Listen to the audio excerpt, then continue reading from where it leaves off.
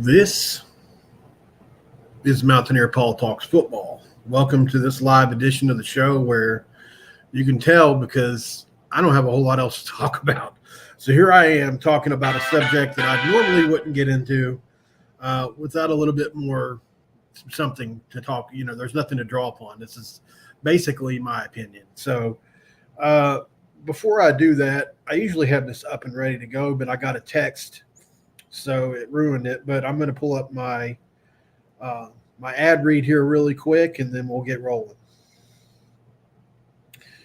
We'll give everybody time to get in the chat anyway. All right. Pause for just a second while we do this. Today's video is sponsored by Magic Shine Auto Spa and Tint in Morgantown, West Virginia. At Magic Shine, your vehicle's care is their top priority.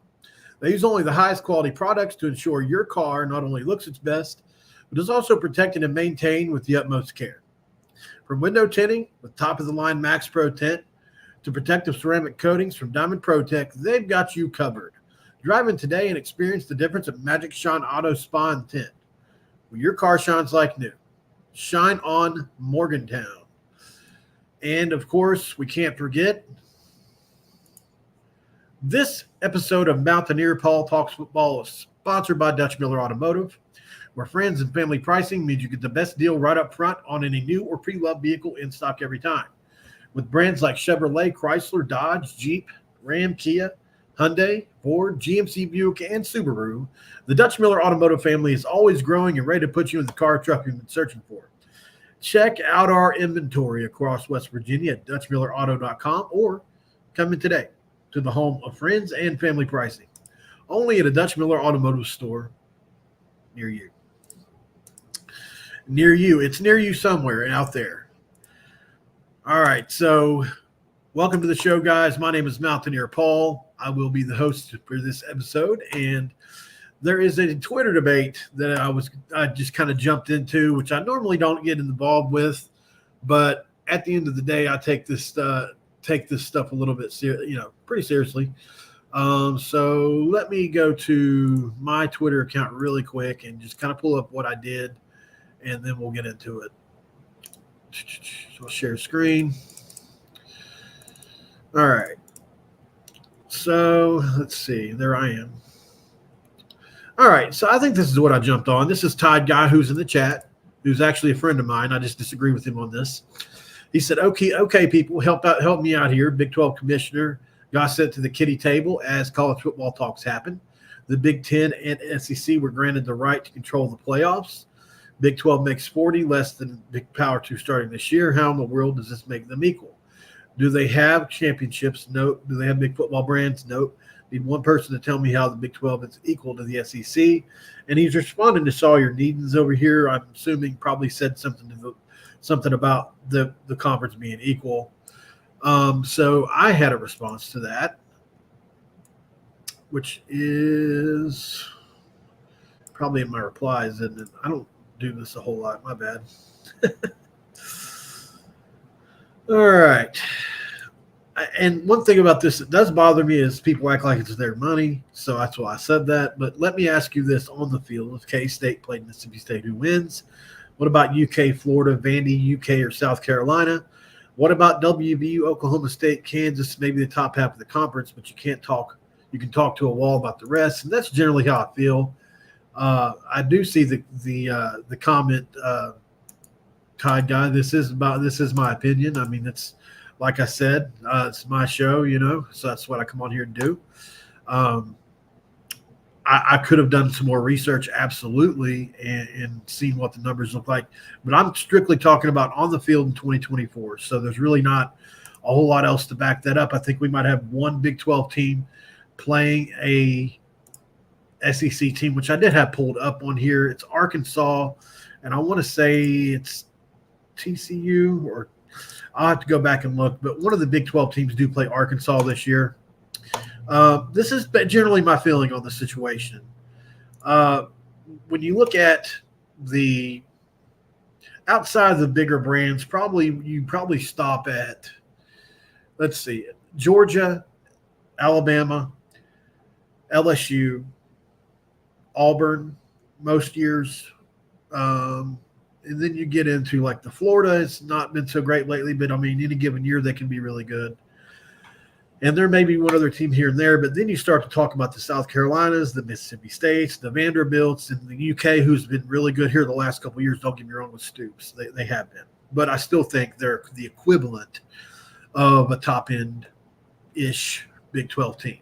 So I'm not here to say that the Big 12 is better than the SEC, but I do think the Big 12 is deeper. It's more challenging top to bottom outside obviously the top teams in the SEC are more challenging, but I'm just saying the schedule in the Big 12 is more consistent. You don't ever get a day off in the Big 12.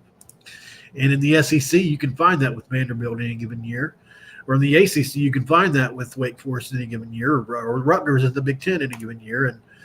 And since Kansas got pretty good, that really hurt people in the Big 12. That was our dunk for a lot of years. Sometimes Iowa State early on in West Virginia's tenure. And West Virginia has been mediocre for the last 4 or 5 years until last year. My point mainly here is I just believe that the top of the Big 12, and you can start with Utah now, Utah, Arizona especially, Kansas State, Oklahoma State, West Virginia, you could probably throw in TCU and UCF, and Kansas are all going to be really good this year. It's a really, really deep conference, and double-digit wins could be expected for as many as 3 or 4 teams to start the year, right? You look at Utah, they're probably expected to win close to double-digit wins, if not more. You look at Arizona, had they not changed coaches, they would probably be a top 8, 9 team in the country. So, and they returned a lot of that talent. You look at Kansas State, a lot of people, I just saw an article yesterday where On3 said 9.5, which is what they're projected to win this year, is probably low for Kansas State. West Virginia won 9 games last year, returned over 70% of the team, and has added a ton of transfers. We feel really good about that team that lost 2 games, one being via Hail Mary, one being in the fourth quarter against Oklahoma State. West Virginia was on the cusp of winning 11 games last year, most definitely 10, if not for a Hail Mary and a helmet throw. And so we feel really good about this team coming into this year. And that's why I say in 2024, I personally do think that West Virginia and a few other teams in the conference specifically could hang with almost any SEC or Big Ten team for that matter. So I feel like my point is pretty valid. Now, if you want to talk about Mississippi State versus K-State, any given year, yeah, that could probably be a battle. But I was making a more general point there. But I do think, especially this year, this Kansas State team is loaded. I don't think Mississippi State would beat them this year, personally. So that's kind of the long and short of why I wanted to get on here and talk about that. Before we go any further, guys, also, as always, like the video, subscribe to the channel. We're really close to 2,000, maybe less than 10 people away. So it's like right there. And drop a comment below. Tell me if you disagree, agree on this. It's a topic that's been done to death in a lot of ways. I get that.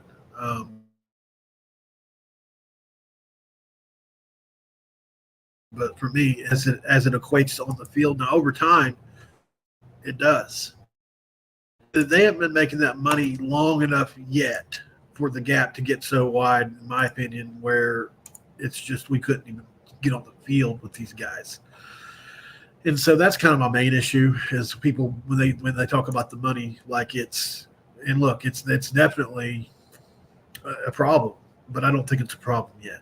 And that's kind of what I get into with it.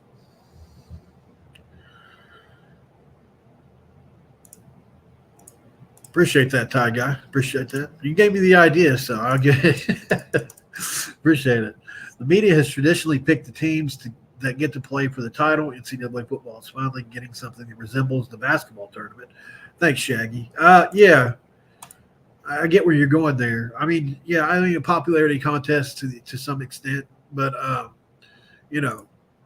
they definitely, especially in the SEC's case, whoever comes out of that conference deserves to be there. There's no doubt. But I mean, there's always going to be a discrepancy somewhere down the line. I mean, it may be for the 30th best team now, or in this case, the 13th best team, but at least it won't be a team you can claim probably could have won it all anymore. As before, like the Baylor TCU year, because I'm Big 12, I remember that. Both those teams had 10 or 11 wins, and I think Ohio State got it instead. And even though they did win the national championship, most people felt like they weren't deserving, even though they went on a run. Now we get to see the best team it actually is, and it's not a popularity contest. I still think we're going to have that to some extent on the popularity contest aspect of that. But your point is well taken. It is definitely better than before, or in the BCS era especially. But look, West Virginia, I mean, we were pretty highly favored in the BCS era compared to anymore. I mean, we would have been in a national championship game. We would have been in a national championship game, no doubt about it, had we just taken care of our only our business, And unfortunately, that was our biggest rival. So we're screwed. I do think these next 2 years are probably going to be the last time, possibly ever, for West Virginia to have a shot to get in, to the national championship scene. We're going to have a miracle happen. I get that. We'll probably have to have a TCU type year. I get that. But if you're sitting in my seat from an SEC spot, you won't want to be where I'm at. I promise you. It's like, for some of us, and I know a lot of us here, especially that watch this channel, West Virginia fans, it is downright scary to think of a world in which you don't have a chance at least a chance. You wake up every week until you lose one and think, I got a shot at the national championship this year.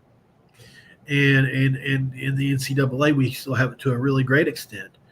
Does James Madison think they were going to have the year they had? Probably not to that extent. But did they wake up every day until they were out of the tournament thinking we got a shot to win the national championship? Yes, they did. And I think that's what makes college sports great. Not distilling it down into this ultimate form where only the best of the best have a shot to say we're number one. And while I get it, the upsets happen in basketball and they don't happen in football. And, the best team usually wins just because of sheer numbers, right? 5 players versus 5 players. You only have to get into that bench 1 or 2 players deep before the discrepancy is pretty equal, as to where in football, a lot of times they roll 2 and 3 deep better than the team that's usually behind, So I think that has a lot to do with it, obviously, the depth. And in the Big 12, that's probably still where we lack, if we're going to lack anywhere. But I do believe the starting 11 on the offensive and deep side of the ball for West Virginia, especially this year, could compete with about anybody. And we'll see in week 1 as we play Penn State, one of the hardest opening games of the year. Thankfully, it's not in Happy Valley this time. In Sasquatch, 8 months a member, man. How about that? That's pretty cool, isn't it? I appreciate that. I'm going to try to do something cool for you guys before the year starts. Whether that's – I have an idea of what it's going to be, and I'm afraid to say it because I can't predict what other people will do. But I'll tell you what my idea is. So I got a hold of Tavon Austin the other day, which I guess I can just show you. So I won't show you the whole conversation, but let's see. Don't pay attention to all these players.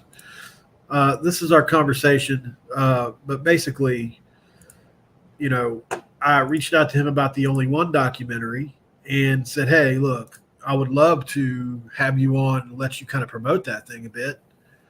And he agreed. Now, when we're going to do it's the problem, and I don't know if he'll ever answer me again. You never know with these things. But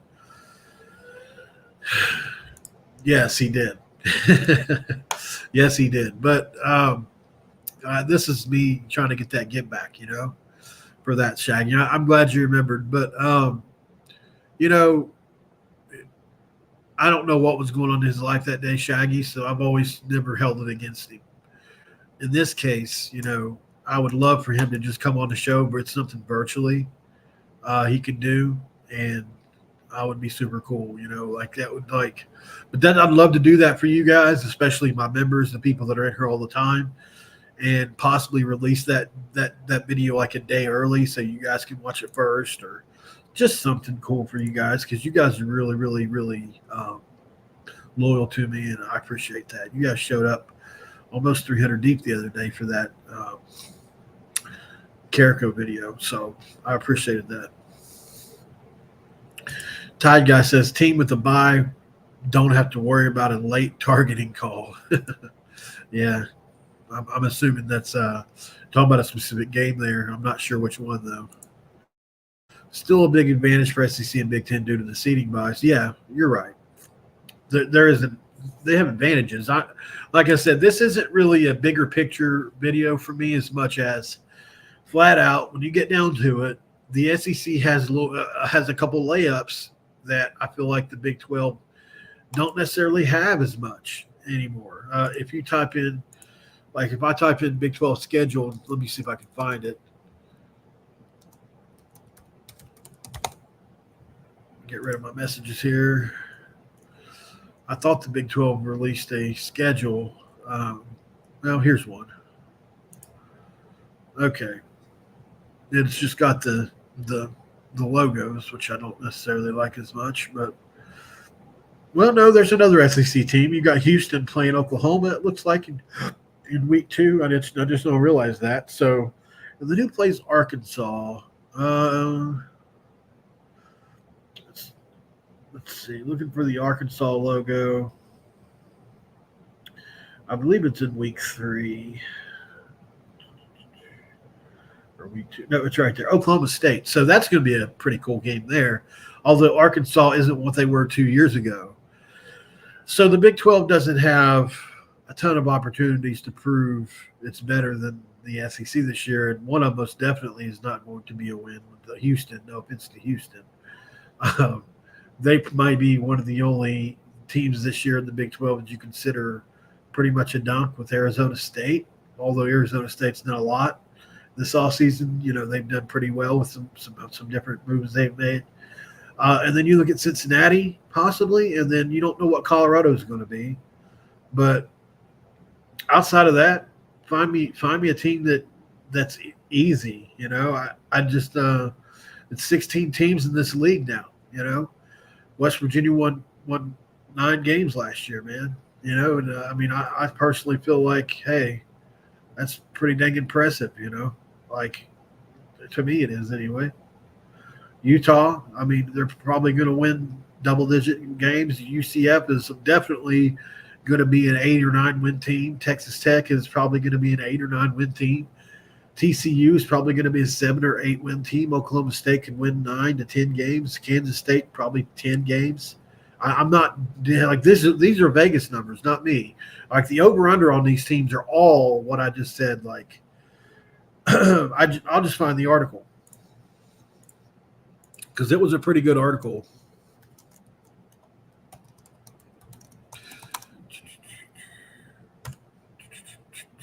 Okay. All right, let me get that screen shared really quick.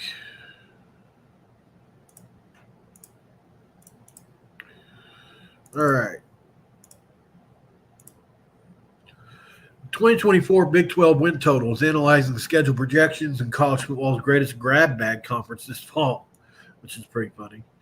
All right, so Arizona State at 7.5 wins. Now, I think this has to do with the coaching change more than anything because they returned a ton of talent.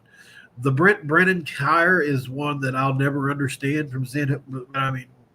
Whatever. They paid for those guys to stick around. Now, Arizona State, 4.5. That's probably one of the layups this year we got. Baylor, 5.5. I just don't think Baylor's going to stay down for another year. But I think they'll be a bowl-eligible team. I think they'll be right there. BYU at 4.5 does not feel right to me based on what they were last year. Kalani Sitake's a pretty good coach. I would consider him a top 40 coach anyway, and a great coach at BYU. They went 5-7 last year, but I really felt like they were getting better as the year went on. I think they'll be a bowl team. Cincinnati is right there on the precipice of possibly being a bowl team. Colorado is, you never know what they could be. They could win 8 or 9 games, or they could win 5.5, like it says right here. Houston 4.5, too high. It says for Houston, and I don't disagree. Iowa State's at 7.5, and I think that's probably about right for them. Kansas State's at 8.5, and I just feel like, or Kansas is at 8.5. That's probably about right for them. For me, I'm just going through this quickly. Kansas State, they think it's 9.5 is too low, and I agree. The only difference they have this year is the quarterback. Everything else is the same. Avery Johnson's going to be a stud at quarterback. Giddens is one of the best backs in the league, no doubt. Oklahoma State at 7.5 is, I agree with this, is too low, but it's not a bad starting point for them. And to be honest, they're only as limited as Alan Bowman, the quarterback, in my opinion. So, I mean, look, they've got the best back in the nation. Name a better back than Ollie Gordon. You probably can't. If you can, it's definitely close. Mike Gundy is the most consistent coach in the country, or right there in it. So I love those guys almost every year. TCU at 7.5. So as we get up towards the top of the conference, you start to see that there's no easy out. Now, if you've got one of those first 3 or 4 teams, then you're pretty lucky. But unfortunately, nobody gets them all in one given year because there's 16 teams in the conference. You're more than likely to land more of these 6.5 and 7.5 projected win total teams than anything else. Texas Tech at 7.5, they think is too low. Joe McGuire is supposed to have had a really good team for quite a few years now, like 3 years. And although they've got Micah Hudson, the 5-star, and a bunch of other really good players, Taj Brooks is right there with Ollie is one of the best quarterback or running backs in the conference. I think, well, I'm in wait and see mode on Texas Tech just because they haven't put it all together with McGuire yet. UCF is interesting at 7.5. I'm going to read this one because I think that once you hear what they've done this offseason, it's pretty cool. The Knights were the best of the big newcomers last year, as Gus Malzahn, who is obviously one of the better coaches in the league, even though he's had a tough rebuild there, had his first losing season as head coach. So UCF went portal hunting this offseason, adding into playmakers like KJ Jefferson and Penny Moon, corner Traquan Fagans, edge Kelly, don't know his first name, Deshaun Pace, Jefferson plus super senior tailback RJ Harvey, which is, I can't even believe he's still there. That guy's so good. The Big 12 is one hell of a running back conference this year. Since he transferred tailback Miles Montgomery as well, I didn't realize he went there. The Knights might have the best rushing attack in the nation in 24. Can a new look defense make a big leap thanks to all portal additions? They're going to be so tough on the ground this year with Jefferson and those running back tandems. It's going to be fun to watch them. They have a great schedule, it says here. The Knights get 5 of the 6 teams with the lowest preseason win totals in the conference, but this number opened at 8.5 and dropped to 7.5. It might be too much to ask for a team that plays a lot of 50-50 games with all its toughest tests. Away from the bounce house at Florida, at TCU, at WVU, Iowa State. So they play an SEC in Florida. Okay, so there's another SEC team. Utah's at 9.5, and that feels about right for them. It seems like to be right around their average anymore, but I don't know how they'll do in a Big 12. And then West Virginia is at 6.5, and I'll be shocked if we win any less than 8 games next year. I will be shocked. After being picked to finish last in the Big 12 last season, Neil Brown saved his job, which is true, with a 9-4 season. His reward, one of the harder schedules of the Big 12, and one of the reasons for the 6-5 is because of this schedule, and it does make some sense. Despite a roster that features one of the top quarterbacks in the Big 12 in Garrett Green, and a great complementary duo in backfield Jaheim White and C.J. Donaldson, the Mountaineers are considered a fringe bowl team this fall. Lost a lot defensively, which is not necessarily true at all, actually. But Brown did 8-10 transfers, going super heavy on defensive backs. in hopes of addressing the slew of vacancies. WVU, West Virginia I got an ad. West Virginia could be much better than mid-tier Big 12 team in 2024. But this is a team that will play 11 power conference games with an opener at Penn State, the backyard brawl with Pitt and Kansas, Oklahoma State, Kansas State, Iowa State, UCF, and Texas Tech all on the schedule. The good news is that many of the hardest games are in Morgantown, but it's still a tough slate to navigate. So obviously, if West Virginia gets to 10 wins, we're almost guaranteed to be in that playoff conversation with that schedule. That's a tough schedule for anybody.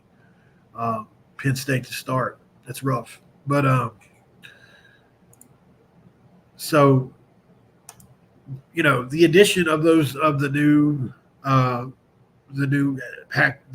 old Pac-12 teams, the new Big 12 teams, definitely hasn't. I don't consider really. It's kind of balanced out the league. You got a couple teams that are considered to be pretty bad, and mixed with a couple that are going to be pretty good. So it's going to be interesting to see what happens there. Arkansas, Vandy, Florida, South Carolina, Kentucky, Mississippi State, Auburn, Tennessee, Texas A&M couldn't hold their own week in, week out in the Big 12.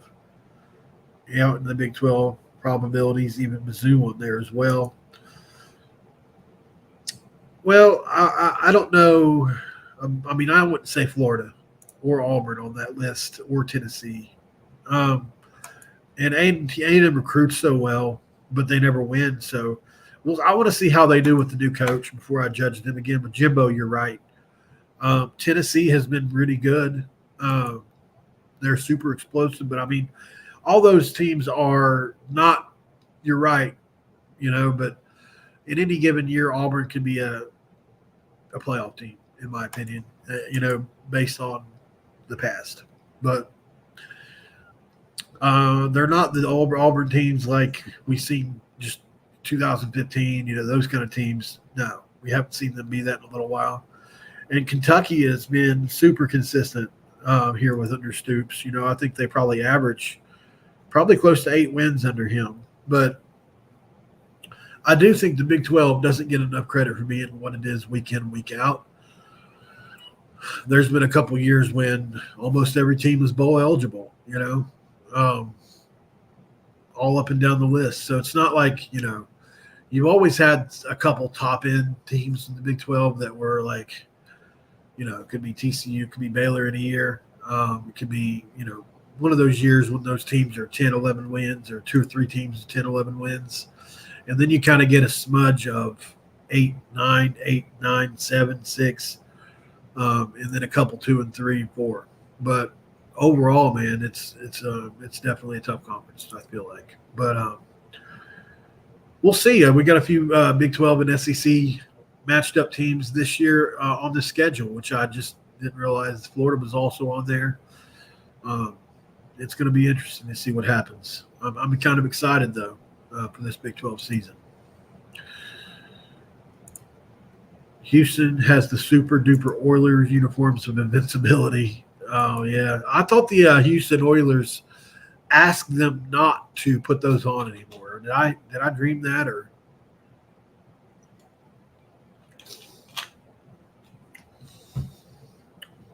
Name of 25, you always confuse me with your name anyways. I'm always like, oh, here's a Bama fan in the chat. Kentucky 3-5. What's that mean? Not exactly sure what that means. You think they would go 3-5 in the conference this year? I'm confused. Yeah, I'm pretty sure they did.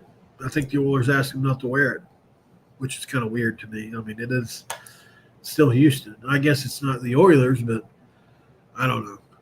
They're weird about that. They were 3-5 in their conference last year. Yeah, right. What was their overall record, though? I thought they were pretty good. Houston told them to stitch it.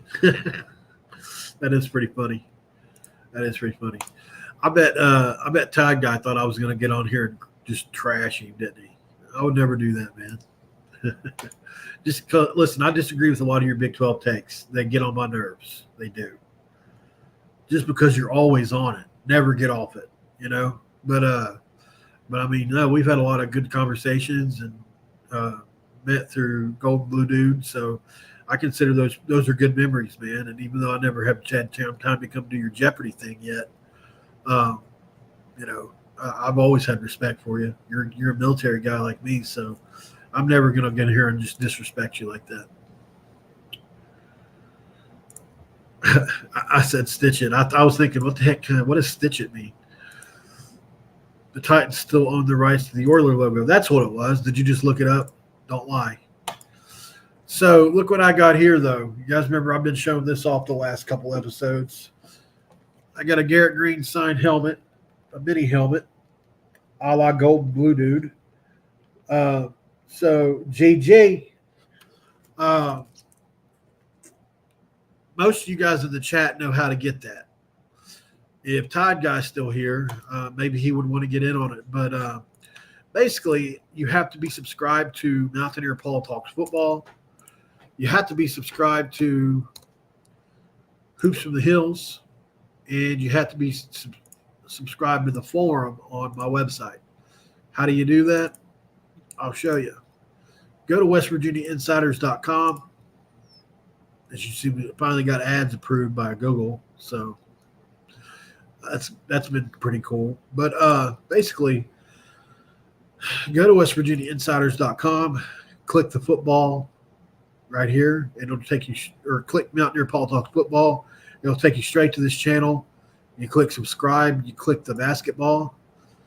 It'll take you to Hoops from the Hills, and it's just right here. You just hit subscribe, and you can hit the back button. And then you go to forums, and under general right here where it says giveaway post, eat shit pit, type eat shit pit in there, ESP, whatever you want to put, and then let me know what name you are on YouTube. That way I know who it is, and that puts you in. And so the top. Well, not the top, but it'll be a random drawing. I am not entered. I would like to be, but I'm not. And we'll see who it is. You know, a lot of you guys have been subscribed to the channel for a long time. I hope one of you gets it, but I think we're going to use a randomizer. So I think that's the route we're going to go, just to make it fair to everybody that's involved, because that's how we marketed this. Because if I had it my way, I'd have probably made it for channel members, you know, people who've been actually paying for this for a while. But we just didn't do it like that this time. Maybe next time, though. We can always do more of these. So other than that, guys, I don't have a lot else for today. I just wanted to get on here and rant for a minute, talk about the Big 12 and the SEC. And, you know, money is a lot, but it ain't everything. And the gap is there, but it's not so wide that, you know, certain teams could beat certain teams next year. I don't think Arkansas will win their game next year. Houston's probably not going to beat who they play, but generally speaking, you know, I like it. I like us. I like West Virginia against whoever comes down the pipe. So I never saw. Did you answer, Shaggy? Did you look that up? Oh, your memory still works occasionally. All right, cool. They play the damn school for the deaf and blind, and they could. Yeah, their schedules are rough, no doubt.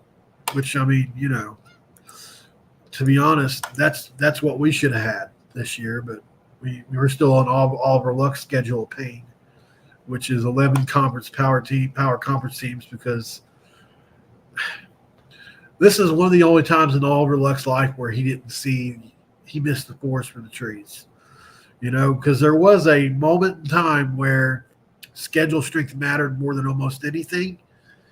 And Oliver Luck said, okay, the next 20 years we're going to play 11. No, it's not, seriously not 20, but he stretched us out a little bit too far, instead of, and it's just the way they have to do schedules is so stupid anyway. Like, you're picking a team that it's like, okay, like when we scheduled Marshall there in 1998, did we think they were going to be the Randy Moss, Chad Pennington, Marshall by the time they got to us? No. But you do it 10 years in advance. You know what I mean? So a Clemson that you pick in 2012 that is just pretty good in 2019 is like, holy shit. I wish we hadn't scheduled them. I'm for playing all types of teams, but you can't go beating your chest over it like you're tough. Right. But they, at the top, the thing is who they have to beat to win the conference. There's just no arguing against it, like any given year, like the especially once you get to the top of that league, the top 6 or 7 teams are all so good. They're all what I consider Ohio State-esque type teams, similar to that kind of talent level. But don't mean everything, I mean, listen, I would love our chances no matter what if we could still be a developmental program. Don Nealon was great at it. Rich Rod was great at it.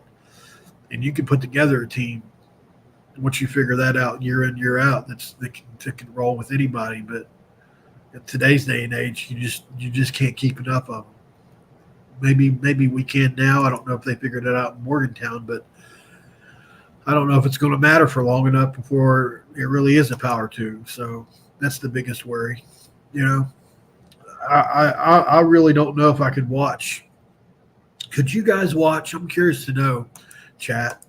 There's 66 of y'all in here, and I only see a couple of y'all talking, but I'd like to know the people that are watching on X too. Let me know in that chat as well. Could you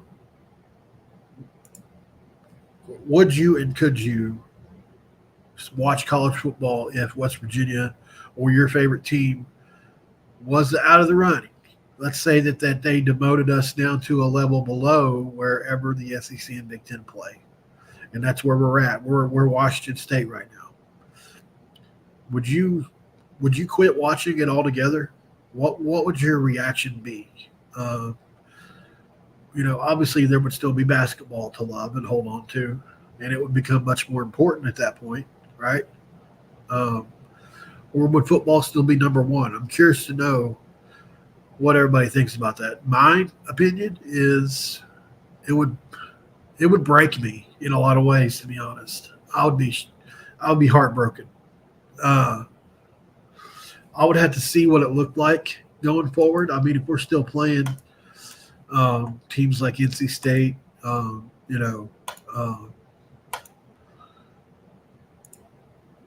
don't know what else you want to call it. I guess similar to maybe like what Group of Five is now. Then I could probably handle that. I wouldn't be happy about it at all. And I would probably lose some interest, but I don't know. Maybe we'd get there and I'm still just as excited. But gosh, it would take the air out of my sails, It would. I appreciate that. Sasquatch said I would watch WVU no matter their division, but it would really suck to be out of the first tier. That'd probably be a good video topic idea. I just wouldn't know how to thumbnail it to where it would get the point across to people what I'm asking. That's the hardest part to this sometimes is how do I put it on a thumbnail? Like today, I just did what I did, like with the whole SEC up on a pedestal. But how do you thumbnail it to where people get it, like what you're wanting them to understand? People click usually anyways, but Yeah, in that situation, I'd probably put try to put a picture of West Virginia on the outside looking in or something like that. But um, for me, it would be first of all, I'd probably be. I don't know which way my emotions would go, but at some point I would cry. I would probably cry at some point, and then I would be mad for a really long time. Then I would probably petition whatever government we had. Like, that's the other part of this. Like, you start knocking out the whole state, like West Virginia, um, possibly. Well, Virginia won't be out of it. At least we don't think, but maybe Virginia, Washington, right? No, Washington State. Washington's still in there though. I don't know how many entire states will be out, but I'm sure there'll be some. But let's just go a whole different route there. Whole other fan bases, right? You start knocking out Virginia Tech, Pitt, West Virginia, Louisville, the dance. Um, I just don't see us going quietly on this. Maybe I'm wrong and maybe I'm delusional. I just don't. I mean, maybe we have to stay forever at a disadvantage, and I can see that. We have to agree to be at a disadvantage like we are now. Would you rather be that, or would you rather just be in your own league where you're possibly got a chance to win it? It's tough. The stubborn part of me wants to say no, keep me around, put me in the. I don't care what it takes. Give us 50 million less, or however much more less, and let us have a shot. But then you start to think like, I don't know. I don't know if that would be good for us or not. I don't know if it'd be good for the kids or not. Could you even recruit when it's like that? I mean, we're already doing it. I get that to an extent, but it's just not official yet, right? So things you worry about. Things you worry about in the off season. We don't have to worry about it this year as much. So.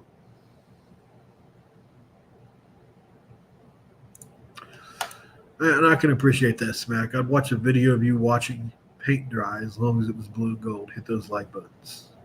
Appreciate that, man. I'm glad my me pontificating about whatever it is keeps you entertained. It's in our nature to always do more with less, and I do agree with that. I would still watch, Russell says. The FCS playoffs were really entertaining last year, so we would still be a fun watch. I'd rather tell the SEC and Big Ten to go to hell and join an association with their own championship. That's interesting. So you're saying they wouldn't even be college anymore. It would be a whole new branded deal. I mean, if they want to do that, I can live with that. So we still get college football and all the history, because I can live with that. If you're saying, look, they're not even a part of college football anymore. They're something else entirely. Put them out of your memory. And then they're not college football anymore, right? I could definitely live with that, So we all get to inherit all the history of college football and still get to play for whatever it is. Sign me up for that, because we're talking about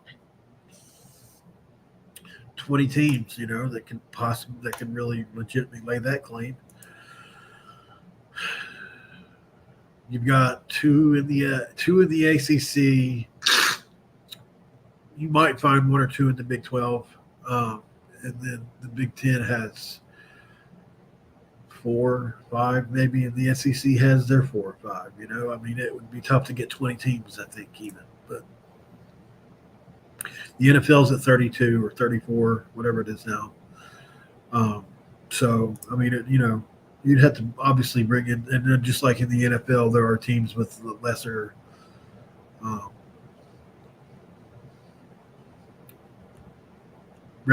less revenue, but obviously that's why the cap's there. So it's going to be interesting to see how this all plays out for college football, because a lot of the guardrails that the NFL has, that's been, it's been 100 years in the making. A lot of the stuff they've been doing, whether that's a players association or contracts or whatever you want to call it, don't exist in college football. And just like an example I heard straight from the source the other day was we had the kid signed, and then somebody else offered him more, and they told us, hey, we're going here unless you match it, right? In the past, once pen in the paper, that's done, right? Or once an agreement's made, that's usually done. But in this life with college football, it doesn't matter if pen's been signed to paper or not. It doesn't matter if it doesn't matter if it's been written in blood. It's not worth anything.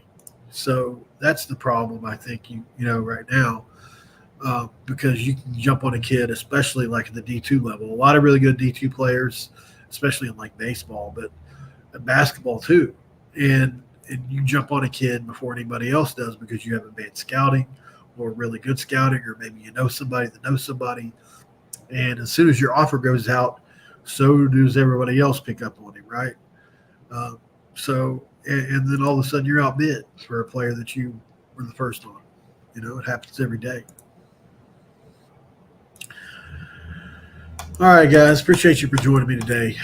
We talked a little bit about everything, but the basis for this was, hey, I think the Big 12, especially the top of the Big 12, can hang with anybody, name them, except for the very best. And maybe even a couple teams in the Big 12 will be that good this year. We'll see. I'll never say never on it, but if you told me by the end of the year, Utah or Kansas State or even West Virginia was good enough to hang with Georgia or Alabama or Ohio State, I wouldn't be shocked. I wouldn't be shocked, or Michigan. I would not be shocked. So we'll see where it goes. But at the end of the day, like I said, money does not equal on-field dominance yet. It may soon, but not yet. There's still teams with a lot less money that are hanging around with everybody else. So let's see how long it takes for that to go away. But as of right now, it's still here. Hope you liked the video, guys. As always, like, share, and subscribe. If you're watching this via X, can you care to retweet this video for me, please? If you're watching, there's 45 on Hoops in the Hills and 9 on Hoops in the Hills and 45 on Mountaineer Paul.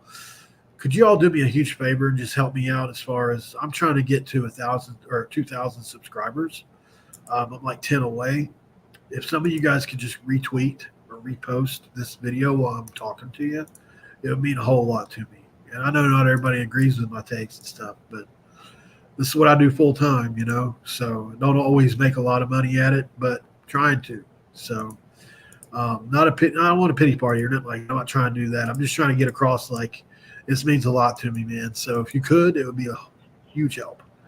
Other than that, guys, I don't have a lot to say. I appreciate the respect that everybody gave me, and some of the stuff you guys said was really awesome. And thank you, Todd Guy, for the idea for the interview. So appreciate that.